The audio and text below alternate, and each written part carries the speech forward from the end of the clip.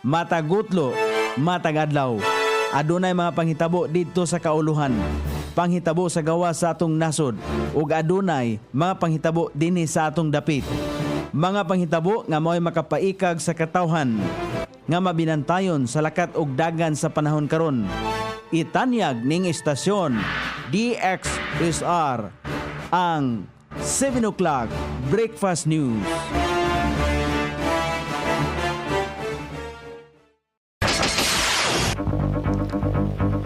Ikala, kumusta? May buntag Iligan, may buntag Mindanao, may buntag Pilipinas. Adang Lunes, Pizza 17 ni buwan sa Nobyembre, ning tuiga 2025.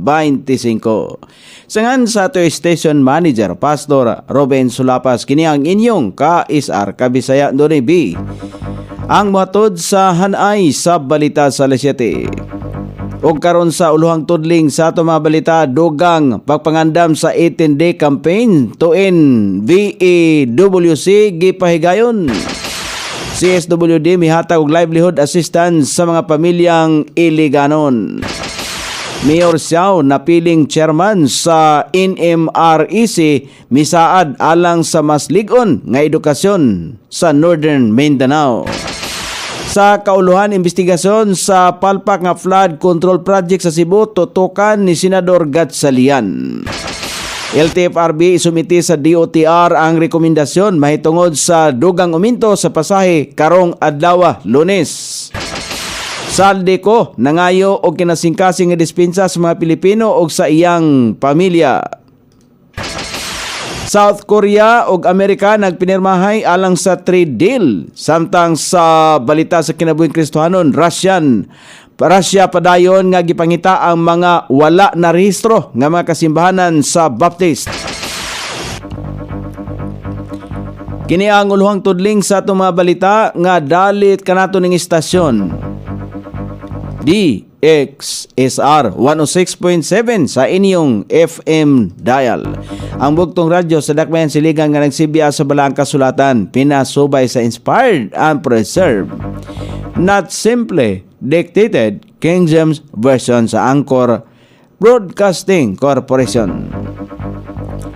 O karon sa kompleto nga detalye, nangandam ang lokal nga kagamhanan pinagi sa Gender and Development Office sa 18-day campaign to end violence against women. Matag tuig giobserbar kini sugod Nobyembre 25 hangtod sa Disyembre 12. Ang kampanya nagtumong sa paghatag og kahibalo sa katawhan aron nga wagtangon ang pagpangabuso batok sa kababayenan, sa paghatag kanila og gahom pinagi sa mga balaod nga gaprotektar kanila. Awhang ni Dr. Alma Miranda, GAD consultant ngadto sa mga opisina sa lokal og nasyonal nga ahensya sa gobyerno, non-government organizations o civil society organizations o uban pang stakeholders sa pagduyog sa kalihukan tuin VEW. Lakip nga gipangandaman ay kaduhang Mindanao Wide God Summit nga ipahigayon sa Disyembre 10 karon tuiga. Midawat og livelihood assistance nga tag 15,000 pesos ang matag-usa sa 17 ka mga pamilya gikan sa barangay sa Iligan City. Kini gikan sa Office of the Vice President pinagi sa programang Magnegosyo Taday Livelihood Program kauban ang City Social Welfare and Development. Kini nga inisyatibo nagtumong sa pagtabang sa mga angayan nga pamilya sa pagsugod sa ilahang kaugalingong negosyo, pagpalig-on sa kita sa pamilya o pagpasiugda sa long-term self-efficiency o malungtarong ekonomiya. Kini isip pagtuman sa mandatos pagpalig-on sa pamilyang Iliganon pinagi sa programa sa panginabuhian.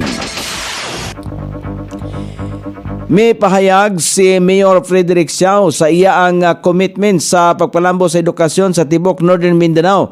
Kini human nga napili isip chairman sa Northern Mindanao Regional Education Council NMREC. Alang kang Mayor Siao, kini dili lang usa ka posisyon apan napasalig sa mga estudyante matudlo ginikanan og komunidad sa tibok Northern Mindanao. Mipasalig si Miao Xiao isip chairman sa NMREC nga maningkamot siya aron na masiguro ang mga desisyon nga himuon ini nga konseho mamahimong tinuod nga mapauswag kon pag-uswag sa tinuod nga kinabuhi sa mga estudyante. Sumala pa ni Mayor Xiao nga ubos sa iya ang pagpangulo iyang tutukan ang mga importanteng tumong sama sa pagtutok sa labing maayo nga mga pamaagi o pagatubang sa mahinungdanong hagit sa edukasyon. Kon pagpasiugda og mga programa nga makapauswag sa reading scores, retention rates og overall education qualities, paglusad og mga inisyatibo nga makapalambo sa akses sa kalidad sa basic education og pagmonitor og pag-coordinate sa mga programa aron masiguro ang tangible impact niini sa kinabuhi sa mga kabataan. O karon sa balita sa kauluhan, suportado ni Senador Sherwin Gatchalian ang pagsusi sa mga sumalapay palpak nga flood control projects sa lawigan sa Cebu. Gumikan sa halapad nga pagbaha nga milunop sa daghan ng mga lugar tungod sa bagyong Tino. Ang pahayag ni Gatchalian ang dungan sa iyang pagbisita sa lain-laing lugar sa lawigan nga grabing naapektuhan sa kabangi sa niaging bagyo. Mibisita usab ang magbabalaod sa mga syudad sa Mandawi, Lapu-Lapu o Cebu kung asa padayon ang pagbangon sa mga residente gikan sa pakusukuso sa naasoyng bagyo. Gisiguro ni Land Transportation Franchising and Regulatory Board LTFRB Chairman Attorney Vigor Mendoza Disikan nga iya nang isumite karong adlaw Lunes Nobyembre 17 ang rekomendasyon sa ahinsya mahitungod sa hangyo nga dugang pamasahe tibok nasod. Gihatagan og katin-awan ni Mendoza nga ang naasoy nga rekomendasyon mao ang nakaung-ong sa makuting pagsusi sa datos sa mga posibleng socio-economic impact o mga suhestyon gikan sa lain-laing sektor o rehiyon nga mahitabong sa mga gipahigayong konsultasyon sa nasod. Gikonsidera usab sa LTFRB ang mitaas nga presyo sa krudo ug operasyon sa ilaang pakisusi. Dugay nang giduso sa lain-laing transport group ang balaodnong 1 peso provincial fare increase subay sa dakong pagtaas sa presyo sa lanan niadtong Agosto ning tuiga. Sa naasoing bulan, gibabagan sa LTFRB ang balaodnong pagpataas sa pamasahe o gisulti niini nga naghatag sila og fuel subsidies luyo sa dungagan ang palasanon sa mga pasahero. Nangayo og kinasingkasing nga pasaylo si kanhi Ako Bicol Representative Saldico sa mga Pilipino og labaw sa tanan sa iya ang pamilya. Sa ikaduhang video statement nga gipagawas ni Ko kagahapon adlaw Nobyembre 16 kon ikatulong video pagpatinaw niyang gihimo lamang sumala pa niya kung unsa ang gisugo ngadto kaniya apan karon andam na nga atubangon ang tanan subling gipamugos sa kanhi magbabalaod nga walay na paingon nga kwarta ngadto kaniya tungod kay gipaagi lamang kaniya ang kwarta aron ipadala kini ngadto nila ni Presidente Ferdinand Marcos Jr. o kanhi House Speaker Martin Romualdez. Mainumduman nga nahauna na nga gipanghimakak ni kanhi House Speaker Martin Romualdez ang pasangil liko. Samtang gitawag usab sa Malacañang ang mga akusasyon niko isip heresy o haka-haka lamang nga walay basihanan o gihagit pa siko nga mopauli sa Pilipinas ug panumpaan ang iyang testimonya. Apasumpay sa nasong balita, gipahayag sa kanhi magbabalaod nga si Saldico nga daghan pa siya og ihatag nga katinawan nga adunay kalabutan sa korupsyon sa flood control project. Base sa ikatulong video nga gipagawas niya kaghapon adlaw Nobyembre 16, lakip na niini ang giangkon nila ni kanhi DPWH Bulacan 1st District Engineer Henry Alcantara ug uban pang gitawag niya DPWH Boys sa Impeachment Commission kon Independent Commission for Infrastructure ICI kung asa giklaro niko nga dili 21 bilyones pesos kundi 56 bilyones pesos ang kantidad sa kickback nga napaingon sumala pa nila ni Presidente Ferdinand Marcos Jr. o kanhi House Speaker Martin Romualdez. Mainumduman sa Senate hearing ni atong Setyembre giangkon ni Hernandez nga naghatod siya og gibanabanang 1 ka bilyon nga kantidad sa kwarta nga nakabutang sa malita sa staff niko samtang siguro usab sa kanhi magbabalaod nga iyang ipagawas ang tibok nga detalye sa mga mosunod nga mga adlaw og malaumon nga unta dili pa siya mapatay ayha mapagawas ang tanan niyang nahibaluan. O karon sa balita sa gawas sa nasod, nagpinirmahay ang mga nasod sa South Korea ug Amerika alang sa bag-ong trade deal nga mokabat sa 350 bilyones pesos dolyanes o 20.6 trilyones pesos. Ang naasoing deal sa South Korea bayluan og ubos nga taripa sa ilahang mga produkto nga iangkat paingon sa Amerika. Tungod dinhi adunay mga produkto nga giangkat sa South Korea nga patungan og taripa nga dili mosaka sa 15%. Ang naasoing trade deal nakasentro sa mga sektor sama sa enerhiya, semiconductor, pharmaceutical, artificial intelligence, critical minerals o quantum computing.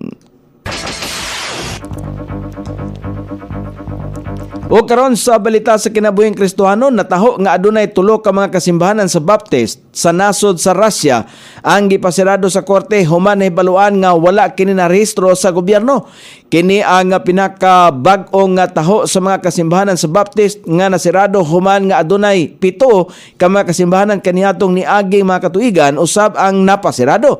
Gikatingala sa mga miyembro sa Council of Baptist Churches ang pagkasirado sa mga kaalyado niini mga simbahan nga sila mismo ang gitarget sa Russian government. Ang nasoy nga panagtipok giporma human ang Cold War aron nga mabantayan sa gobyerno ang kalihukan sa mga Baptist.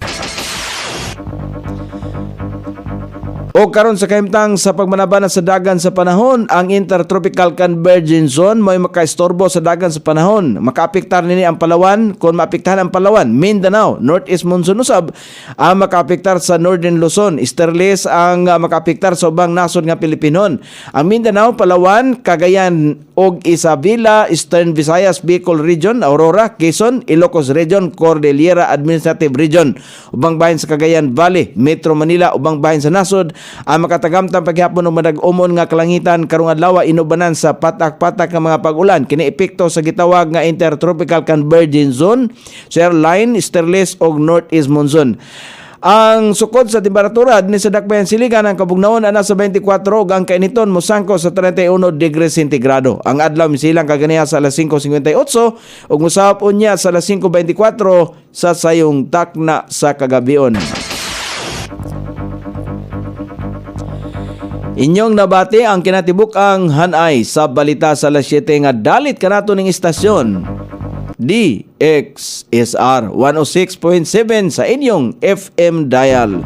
Ang bugtong radyo sa dakbayan siligang nga nagsibya sa balaang kasulatan, pinasubay sa inspired and preserved, not simply dictated King James Version sa Anchor Broadcasting Corporation. Sangan sa tigsuwat sa atong balitang international o sa kinabuhing Kristohanon, Pitjan sa balita lokal, Coney Island. Sa ato station manager, Pastor Robin Sulapas. Kini ang inyong KSR Kabisaya Nonibi. Magpasalamat umingon. Mayong buntag, Iligan.